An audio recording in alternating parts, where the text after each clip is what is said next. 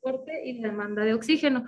Por ejemplo, en la disminución de la perfusión miocárdica en pacientes que estén hipotensos, con anemia grave, hemorragia, shock, etcétera, o cuando haya aumento de la demanda, por ejemplo, en una hipertensión grave.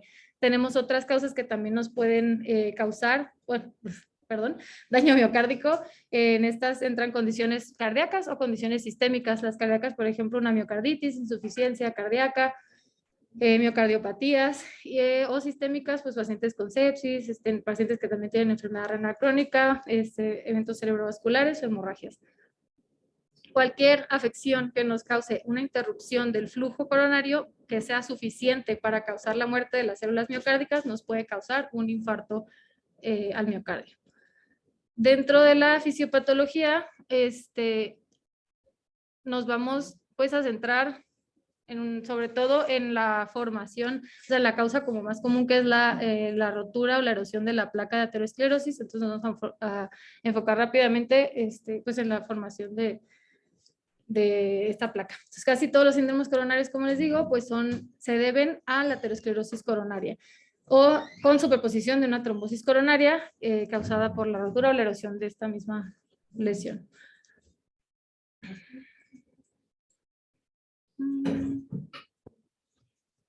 En esta imagen que les puse aquí, pues vamos a tener, primero que nada, pues distintos factores como de riesgo, ya sean modificables o no modificables, como la edad, el sexo, el sedentarismo, la obesidad, el tabaquismo, que nos van a llevar a tener disfunción en el endotelio, disfunción endotelial.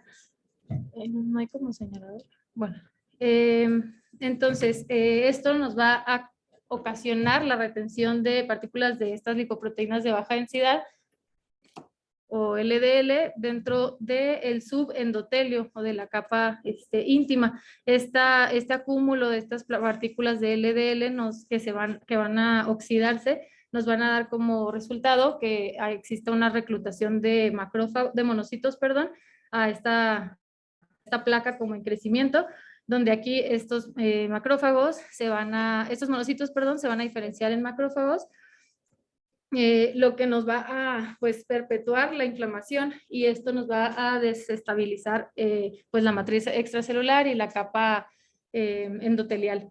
Esta inflamación va a dar aparte como resultado la estimulación de factores de coagulación o procoagulantes que nos van a desencadenar como tal la formación del trombo, que es el que pues por distintos factores se rompe o se erosiona y nos ocasiona esto.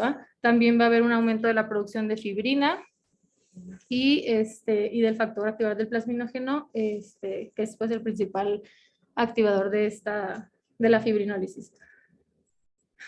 Y bueno, aquí está todo. Sí, ya vimos todo este asunto. Entonces, vamos a hablar sobre la nueva definición o la cuarta definición de infarto. Dentro de estas guías, tenemos que diferenciar entre pues algunos conceptos. El daño miocárdico lo vamos a definir como la evidencia de elevación de los valores de las troponinas cardíacas con al menos uno de estos valores por encima del límite superior de referencia del percentil 99. Cuando encontremos elevación de las troponinas cardíacas por arriba de este percentil, vamos a considerarlo como daño miocárdico. Este daño lo vamos a clasificar como agudo cuando las troponinas tengan un aumento o tengan una caída en ellas. Ya vamos a definir infarto agudo al miocardio con la presencia de daño miocárdico, que es esta elevación que les menciono de las troponinas, pero en el contexto de ya evidencia de isquemia miocárdica aguda, ya sea por clínica o por electrocardiograma. Ahorita les voy a mencionar otras cosas.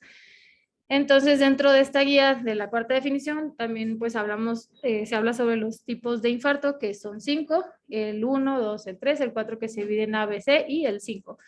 Entonces, el infarto tipo 1, va a ser el causado por enfermedad coronaria aterotrombótica, que como les menciono, se va a precipitar por la rotura o la erosión de una placa aterosclerótica.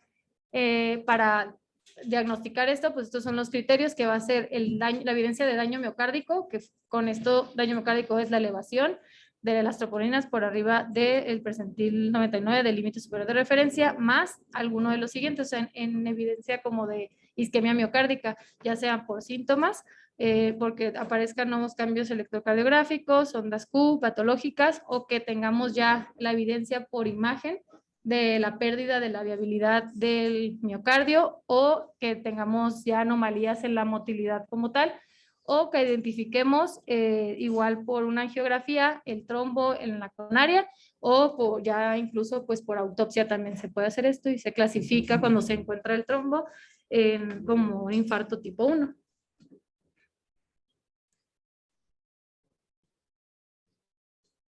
En esta imagen pues es... Sí.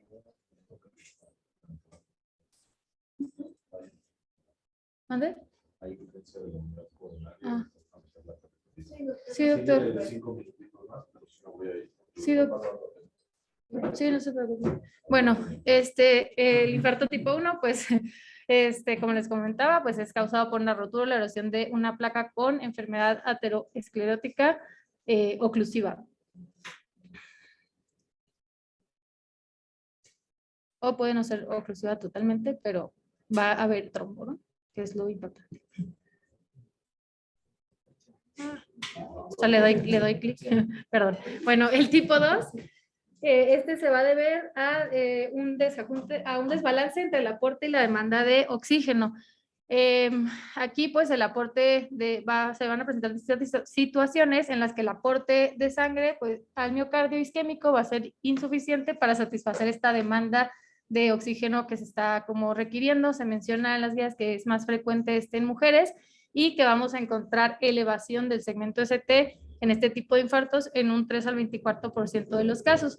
Para ya diagnosticar un tipo 2 o clasificarlo pues como un tipo 2, va a ser igual la detección del aumento o disminución de las troponinas por arriba del límite superior de referencia del percentil 99, más la evidencia de este desequilibrio entre la demanda y el aporte de oxígeno, pero que no esté relacionado con trombosis pues coronaria, y que aparte de esto, igual como en el tipo 1, tenga cualquiera de estas condiciones: síntomas de isquemia, cambios nuevos en el electro, ondas Q patológicas o evidencia por imagen. Aquí, si se fijan, pues ya no está lo del trombo, porque si encontramos el trombo, pues ya se clasifica como un tipo 1.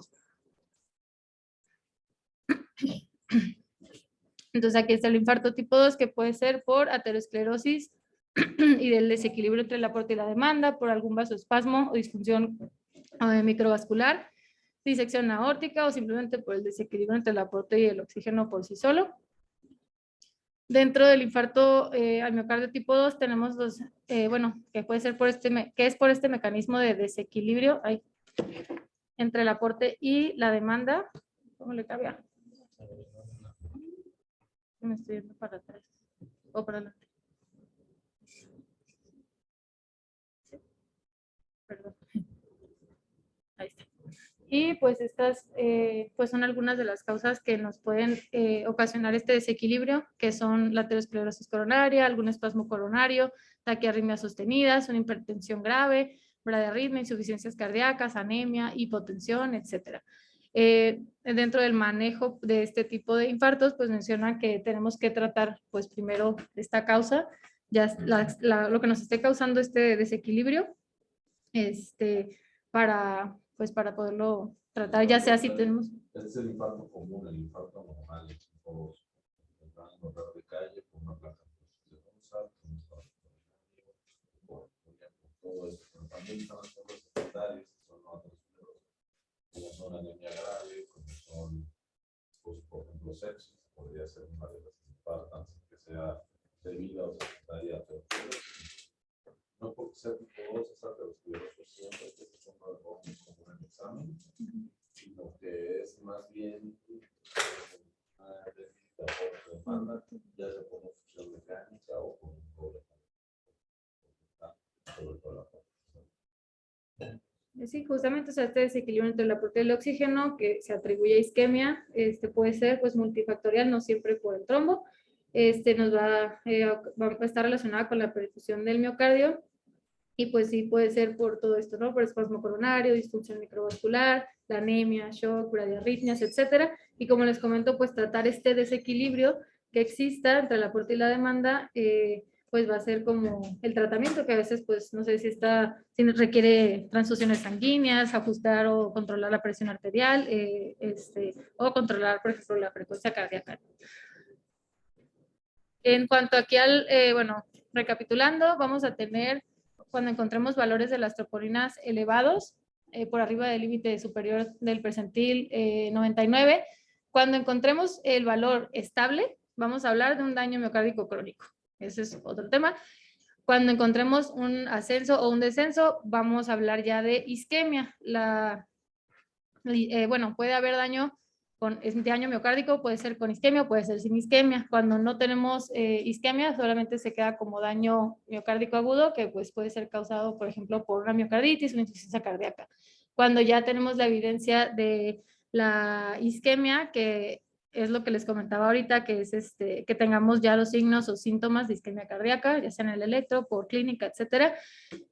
Puede ser por estas dos cosas, que es aterosclerosis más la trombosis, o normalmente por la ruptura o la erosión de la placa, y lo clasificamos como tipo 1, o por un desequilibrio entre el aporte y la demanda de oxígeno, y lo vamos a clasificar como tipo 2, como por ejemplo que puede presentarse por una hipertensión grave o un ataque a arritmia sostenido.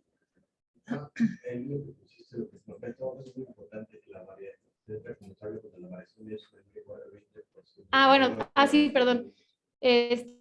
Vamos a considerar el valor estable de las troponinas cuando justamente bueno, se va a aceptar una variación, perdón, del nivel de las troponinas, pero que sea menos del 20% en el contexto pues adecuado. Cuando es mayor del 20%, vamos a hablar de otros tipos de infarto. Es lo que pasa con los pero no tiene. También observar cuando la curva de troponina, quiero una curva como la de seca, que suele llevar a vez muy rápida. La troponina tarda en normalizarse hasta 21 días, entonces a veces está 5 días en su casa y la troponina sigue elevada. No es la que nos ayuda a hacer seguimiento, pero sí.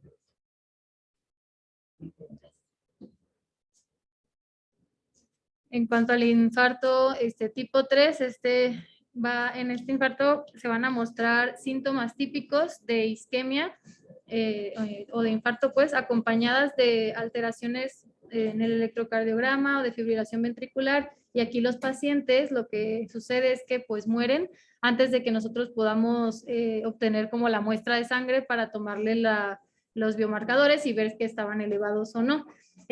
También pues sí sucede que el paciente fallece antes del inicio de todos los síntomas y antes de que se haya producido incluso la elevación pues de estos marcadores.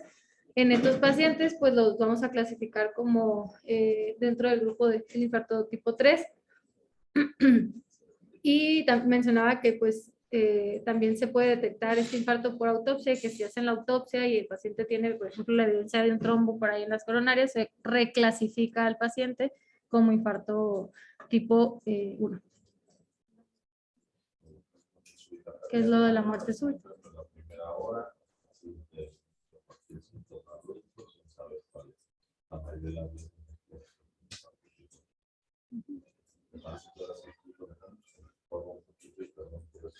Sí, no se preocupen. Gracias.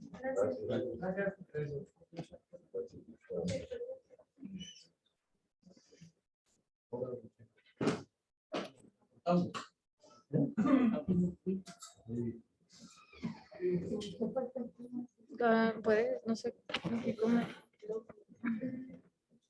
para pararlo.